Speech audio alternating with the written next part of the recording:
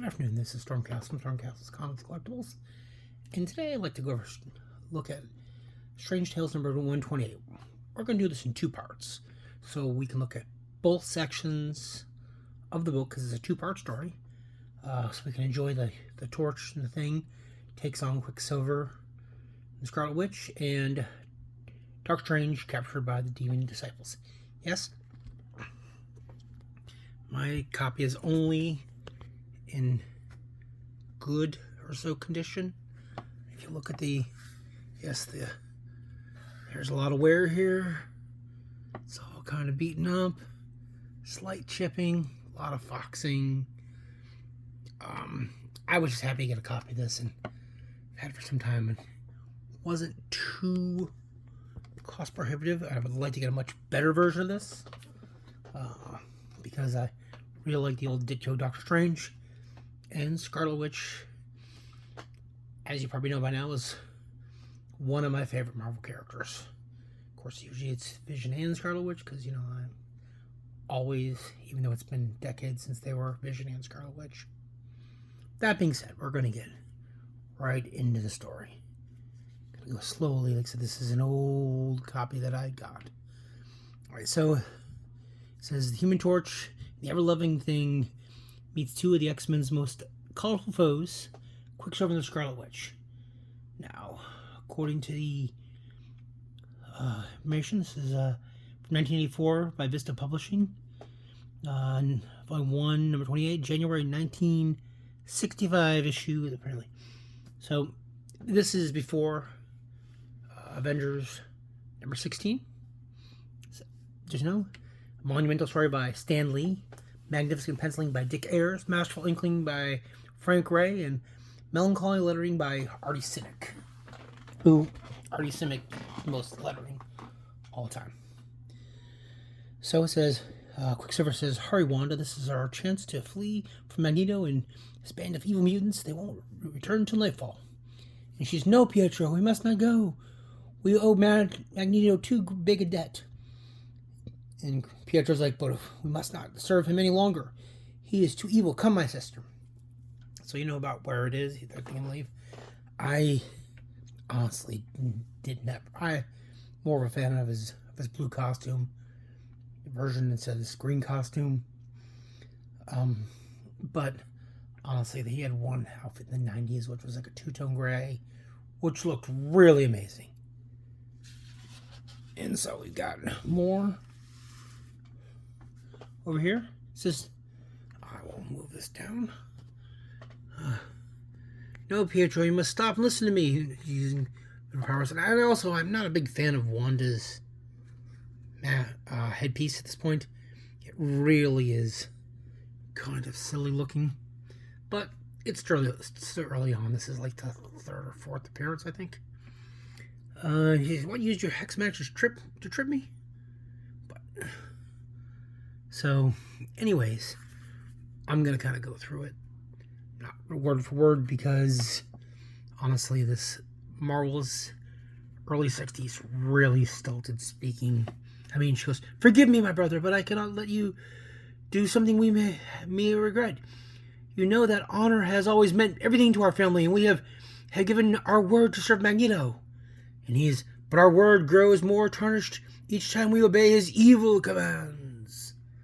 She goes, "But have you forgotten how he once saved my life when the unthinking mob accused me of witchcraft? Back, you rabble, no one may harm this girl. We swore allegiance to him then, and only he can release us from our oath." So, yes, it was really stilted way of speaking early. They were just starting to get their feelings. So we see in the island where they are, and then Quicksilver's like, "We have none to advise where to turn, but yet there are some in this country who live with great power." And so Wanda goes, "Wait, Pietro, there are four whose address is known to all. Perhaps we could seek to advise us." So they decide they want to go off there and talk to the Fantastic Four, because everybody knows where they are. You know, big mailing address. And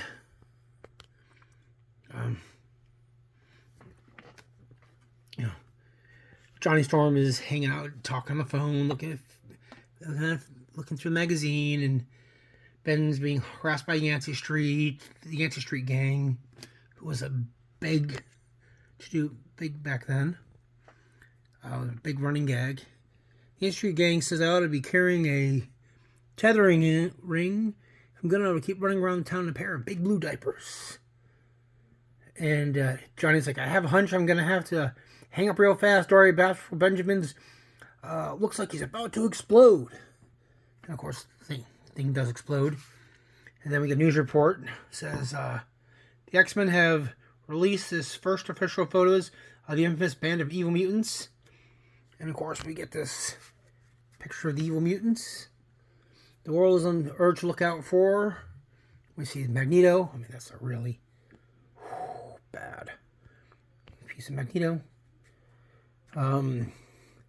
Mastermind, who actually looks really much better than he looks. There's a glow up for that one. Toad looks pretty good. And then, of course, we get the Visions. We get, Quicksilver and Scarlet Witch. And it's like, if you see them, call this number. So comes the next page, and of course, now we know how it's setting up. And it says, hey, remember when we fought the X-Men? Fantastic Four number 28. So if you're looking for an early FF X-Men crossover, FF28. And he says, and they're like, oh, we still remember the time we fought alongside the Iceman, 120. And there's this bit of, I like Marvel. There was some really weird, silly art back then. And we get back here. The thing is, honestly, it looks more scaly than Rocky. They look more like scales. And he says, everyone makes too much fuss over those costume cornballs. If I ever run into them, I'll bring them all back with one hand tied behind my back. So we get over here, we got us 2 more Marvel Masterworks advertised. Daredevil number 5. And Avengers number 11. Which has kind of Spider-Man in it. And then these two show up here. And they come, see, it's, if we want to be not seen, we should always definitely wear our costumes, our winged booties underneath it. The art is fairly decent. And of course, the whole focus is part of the lobby's off limits to the public. That section where the lead of the Fantastic Four's private elevator. You only go, we can only go without authorization. Like, we need to see them. And say, we are not accustomed to being stopped. We must see them now. And of course, at this point, they decide to, the police get, security guards get in the way. And honestly, I don't remember much security guards in the Fantastic Four's lobby for most issues. So Wanda uses her powers. And the hose leaps out, and because, easy explanations never work, and wraps with the guards, and they're like, oh, we're like, well. And so Quicksilver runs with the elevator, and they're like, the Fantastic Four don't like uninvited guests. And, of course, nothing can go easy. Quicksilver goes, he takes the elevator upstairs as fast as he runs, I guess. And, he's like, he goes, last I found you, my name is Quicksilver. Perhaps you heard of me. And they're like, you bet you have, because that well-timed news report a minute ago. And, of course, he's like, flame on. And he's like, wait, no, don't. And, of course, Quicksilver has a hot temper. He goes, you think your fire can impress me? He throws it, and Quicksilver easily dodges. And then he's like, and Ben Grimm's like, he's going to come right in my grip. And just as Wanda shows up, because that elevator moves really fast, and he's winding up, and Wanda stops him. And all of a sudden, out of nowhere, this big, huge piece of machinery appears. which is probably sitting there, and unfortunately he hits it and knocks into Wanda, and then Quicksilver like loses his, and he is ignoring the danger around him, unmindful of the two fighting foes, forgetting all save the sights of his beloved sister unconscious. The man known as Quicksilver cradles her gently in his arms. She breathes. Her pulse is regular. She's merely stunned. Thank heaven. You will be all right, my sister. I can never bear it if ever harm should befall you. Wow. Having all kinds of. And then Torch is like, whoa, wait a minute, Ben. I got a bad feeling. I got this weird feeling. He's attacking him because I got a sister, and Ben's like, yeah, well, I'm gonna. You think I'd like clobber guy in the back? And then Quicksilver's like, I will fight them anyway to protect you, sister. I will get. And then he speeds up, and you have a lot of, everything in the house must be well protected because, maybe they made everything out of asbestos because the Fantastic Four had a lot of asbestos things back then. And then of course, Quicksilver runs over and he spins the thing around. I mean, as heavy as Ben Grimm is, imagine he spins really easy. And he's like, holy cow, the whole room is spinning around me. Get your helmets, guys, we're going to a crash. He's a comic artist. We get some more. I mean, it's very, I like what is very dynamic. The art, and maybe some more fighting, and then Quicksilver runs around and the roof goes extremely, I guess the ceiling is all the way up.